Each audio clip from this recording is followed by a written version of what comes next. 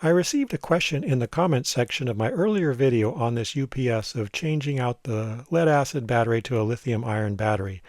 The question was, what happens if the lithium iron battery discharges down to 0 volts, basically meaning the BMS cuts off the voltage? Will the UPS function normally when the AC power returns? In this video, we're going to take a look at that. So first thing I'm going to do is I took the battery out and I'm going to manually discharge the battery down to the BMS cutoff voltage. I decided to measure the capacity based on what the UPS would charge this battery to, and I got 8.7 amp hours capacity. Okay, so this is the setup. I basically got my UPS here. It's not connected to the AC right now. It's turned off. I've got my voltmeter connected to the battery, which is showing 2.3 volts. So the BMS clearly has kicked in and is not allowing any more voltage or current out of the battery. And I have an ammeter connected between the battery and the UPS. So if I try to turn on the UPS at this point, of course, nothing happens. Oh, we do see the voltage go down. So it's attempting to do something, but is clearly not able to.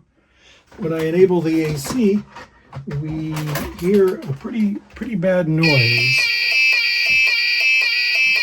You do see that there's some voltage, but very little current, and that sound is really pretty bad. So my question was, by hooking all this up, was whether or not it would eventually charge. But with this little bit of current, it's never going to charge. So there we go. Oh, now we got a little bit of current there, I guess because I had the light bulb on. Interesting. Maybe it was getting some charge. Now when I turn it on, it's charging. Oh, very interesting. That's fascinating. It's charging at the normal rate of about 0.57 amps. I discharged the battery a second time and will repeat the test. The voltmeter shows the battery at 0.456 volts. So I'm going to go ahead and enable the AC, basically plug it in, and let's see what happens. Interesting. That actually worked this time versus the awful noise it was making last time. So quite fascinating. It's beeping, but then there's no light, so we know there's no actual output to the thing.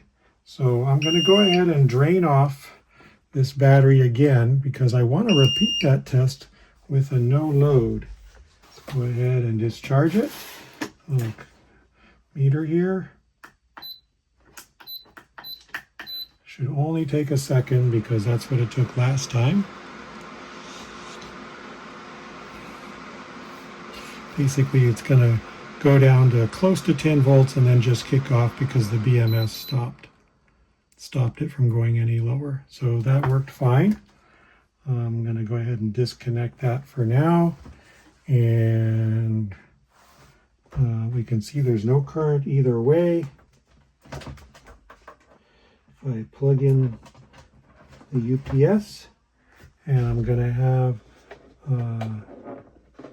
a no load. Basically, I'm going to turn the light off, and now I'm going to turn on the AC. That worked. It's now charging properly.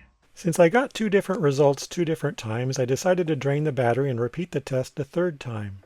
What happens if I enable the AC power? There we go. We get the awful sound because something went wrong here.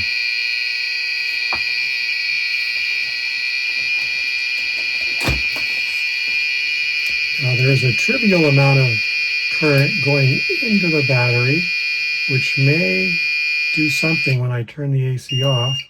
We can see the battery did get a little bit of a charge. Now if I turn the AC on again, it kicks into full charging mode. So that buzzing does seem to be kind of a temporary thing. If you can get a little bit of juice into the battery so that it maintains, slightly above the 10 volt range, it seems like this could work. But if it's completely discharged, you will need to unplug your UPS when the AC comes back, or when the AC comes back, it could buzz really, really loudly. So, there is a potential issue when using a lithium ion battery, because if the lithium ion battery BMS kicks in and shuts off the voltage and power before the UPS stops trying to draw voltage and power from the battery, you can run into this situation of that buzzing sound. But as you could see here, it was pretty easy to resolve.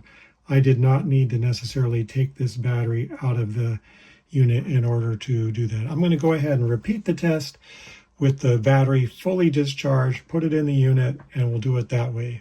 I reassembled the unit with a discharged battery and repeated the test several times. I got the same mixed results. I guess the conclusion is sometimes it will enable all by itself, sometimes it will not, and you might have to disconnect it from the AC and then reconnect it, but you may end up with a surprise of it buzzing like that. Thanks for watching. Please like and subscribe, and take a look at one of my other videos here.